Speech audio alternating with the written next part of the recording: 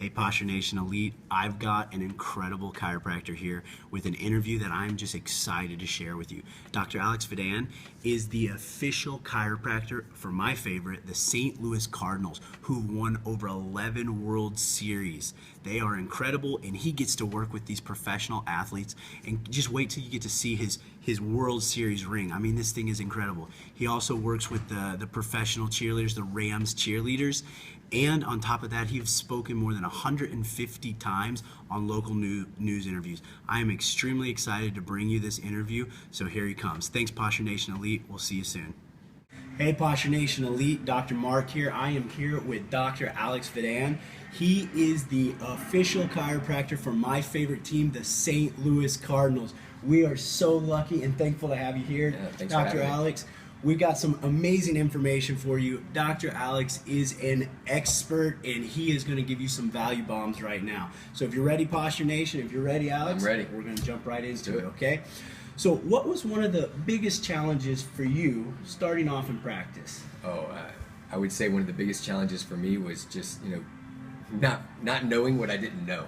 You know what I mean? It was kind of one of those things where it was that great unknown and not understanding, because I felt like I got a great education on so many things, but just not realizing because I haven't had the experience yet.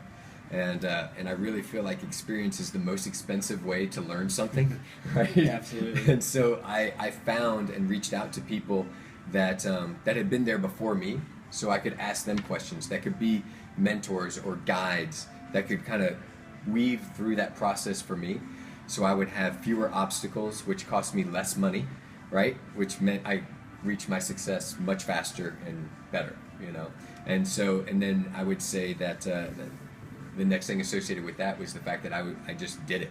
I didn't Applying. I was applying it. It was going from awareness and into action. So I had to make sure that whatever it is, I just took action on it. So the tips that I heard, or the information, or I hung around people that I wanted to be like. When I was hanging around them and I would hear them say little things, I was like, that's interesting, I'm going to do that, Tony Robbins says, success leaves clues. So, absolutely. Why don't you take one moment here? I know most of our followers are going to know you, but just say a little bit about yourself so everybody knows some of the things you do. I only gave them a little piece, so there's so much more. Sure. So since 2008, I've been on our news station in my town in St. Louis, Missouri. It's the largest network that's there in St. Louis. It's called Fox 2 News. I'm on there every 2 to 3 weeks doing different health and wellness topics and different segments, getting to talk about everything from posture to sleeping positions to subluxation to headaches to digestive issues and how those things all come together in chiropractic.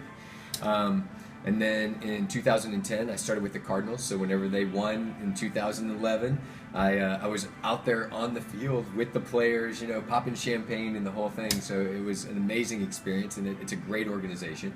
And then, like we talked about, in 2012, then I hit the big time. I got to be the official chiropractor for the Rams Cheerleaders. Even better than the Cardinals, right? And everybody says, so that's what it all builds up to, right there, getting to work with the cheerleaders. But again, great people, great organization, and everybody was asked, how did those things happen? It all came down to what we talked about before, and then structuring my communication to be effective for them. Yeah. So. Can we just see what we got right here? This is a World Series championship ring. I've never felt so lucky in my life. Can I touch it? Of course. All right, I've touched it. There it is, Posture Nation Elite.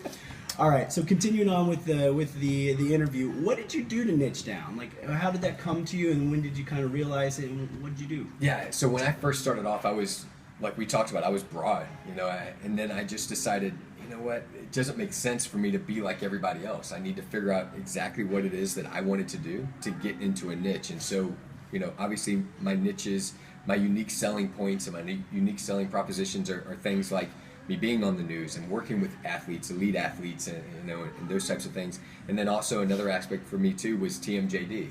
And so I've been doing that for the past 10 years, and it's just been another unique aspect of my practice that no one else does, and I'm realizing how few people actually do that and how large of a market it is. So because of that, I started putting so much into it, and it's been amazing. Well, digging down to that even further, Sure. a lot of the time when we get feedback, our followers kind of say, yeah, I understand niching down, but when I do that, I feel like I'm missing out on other opportunities. Yeah. What's some of the opportunities that came to you from niching down? Every single one of them that we already listed out. You know what I mean? It's because of the fact that I did distinguish myself as someone different and something else that was outside of everyone else. That's what. So you keep talking about niching down. I like that because here's the way I look at it, and here's a good little thing for you, and hopefully you use it and you like it. Niches make riches. You know. So Write that down. Write that one down. It's true. You know, the more specific we can be for things and the more we can find out about that directly, the more that we're going to actually grow from that and the more that brings to our practice. So we teach a lot about value-added campaigns. We use social media, things Sure. like that. Do you use any kind of social media platforms, webinars, anything like that to communicate your message? I do. So we use social media, that being, your standard things, Facebook, Twitter, those types of things. Obviously, being on the news, we plug those things in, we get that out to our patient base. Because I've been on there since 2008, I've been on there over 150 times. That's not something that I pay for. That's not something that, that I shell out money to be on there. I actually have worked with them and developed a way for me to be on there and not have to pay for it, Absolutely. And that's what I want because I want to distinguish myself as the expert. And obviously, if we're on TV, right? Yeah. It's like if I'm on TV, he must know some of his stuff. Absolutely. So those are the things that I used, and getting that niche down, like you said, is phenomenal. What's one thing you do in your practice to add value to your patients? Because we know it's not about the cost, it's about adding value. So Right. what's one of those things you do? The biggest and best thing that I could say is communication. So communicating a clear and concise message about chiropractic, about what it is that we do, and have that be so short and sweet and be able to say that in such few words to get your point across. There's no way that I could practice without that. There's no way that I could do it without having that. There's no way my practice would be as big as it is, or I would get to serve as many people as I do without that value. So really get your communication down and get to that value add. Absolutely. Communication is obviously something very important. We want to add value with value-added campaigns, which is all about putting your expert information, your unique expert position, as we always talk about, in front of your target market. What's one tip that you could give the people watching this that they could implement tomorrow to start becoming the expert in their niche, in their community? I would say the biggest thing would be find out what your passion is. Because if I told you, do TMJD, told you to work with elite athletes or whatever it is, if that's not your passion, then who cares? Find out what it is that you love about it. Find out, are you excellent at taking care of breech babies? That's a great niche market, because that happens all the time. Whatever it is, figure out that thing and then be that guy or be that girl, be that doctor that can help people in that way that no one else does. I know guys that just specialize in knees, like they're the knee guy. It's like, great. So everybody that has a knee problem, which tons of people do, they refer to that guy because he's the knee guy. Absolutely. And that's step number one, Posture Nation Elite. We talk about that all the time. Step one is find your unique expert position, and that revolves directly around your why. Without that, like you said, you can't niche down. No. You're just going to be general, and you fall in with the rest. So all right, Posture Nation Elite, this is where we go into the lightning round. We're going to throw some questions at you. You come out back with mind-blowing answers. Yes. You ready for that? I'm ready. I hope I can hold up. All right, here we go. I have confidence in you. Okay, so we'll start you off with an easy one first. Okay. So what's one book that you recommend? If I was starting out in practice, one book that I would recommend is The Answer by John Arasaf. It's a great book. It just helps you get things in a different direction and focusing on what it is that you want, targets, goals, objectives. Within that, it's a phenomenal book, an easy read too. Absolutely. So, what's one resource you can't practice without? my confidence and certainty. And I know that's so vague, but so not. It's like what we were talking about, your communication, your confidence, your certainty. It's not so much something else because I like to adjust using my hands, so I don't have a thing. Mm-hmm. But those things, I could never be where I am without those things. Never. Okay, we're going to increase the difficulty now. Okay. What's the best advice you've ever heard? Oh, man. I told you. The best advice I've ever heard. Shoot. I'll be honest with you. Following your passion.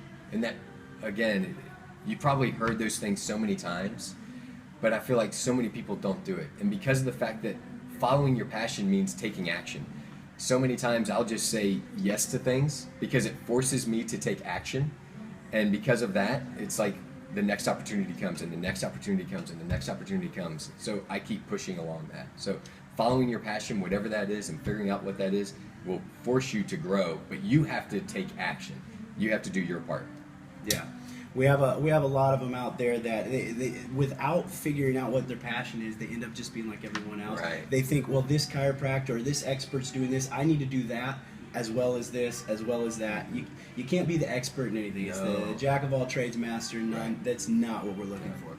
Next level of difficulty here. Okay, Right. if you woke up tomorrow in a brand new practice, okay, you had the same knowledge, experience, and expertise as you did before, but it's an empty practice, no patients, a minimal budget. What's the first thing you do to start growing your practice? Oh, that's probably my easiest question. Okay. Thank you. You're welcome. So I would say the R. So I would build my relationships. So I look at it as this way. The difference between a contact and a contract, whatever that is the relationship. So you've got to build relationships.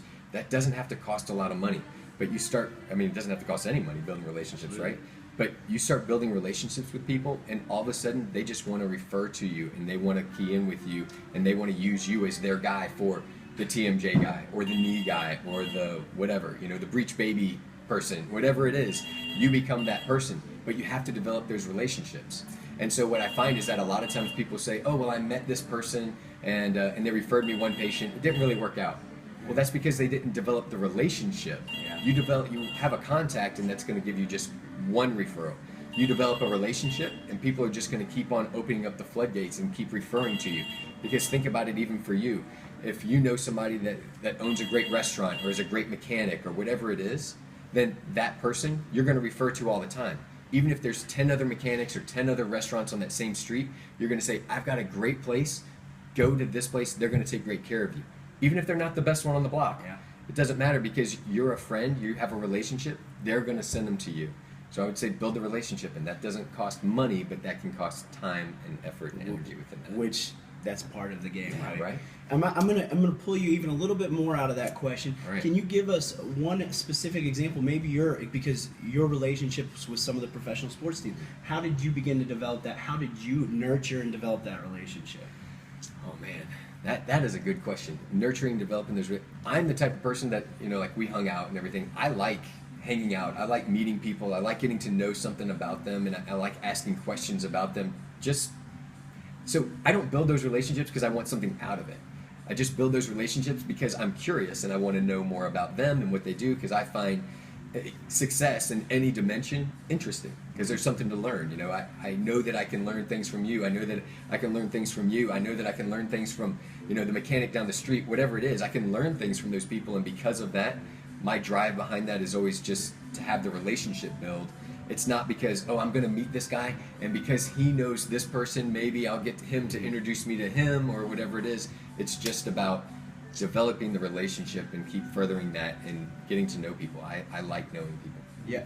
I've heard a really good concept, which I believe goes right along with this, that if you want something, you need to help others get it. Absolutely. And in this kind of context, it's not so much, I want this contract or Right. whatever what you're saying. I want to be able to serve more people. I want Sure. to help people. I want to help this team. Yeah. So you're adding value to that person, which Absolutely. develops the relationship, Right. which then brings about the opportunity. Absolutely, absolutely. It's because of those things that those other things happen, those other opportunities happen. You just stay true to who you are and doing what you do, and those other things just seem to fall into place. However, I will say, whenever I was first starting out and first getting going, that's incredibly difficult to see sometimes, because don't you feel like when you're first starting out, like for me personally, I was so narrow into this, not with my niche, but just with my viewpoint, that it was hard for me to step back and see the bigger picture and see, oh, I do like just meeting people and getting to know them and everything else, and because of that, people then just start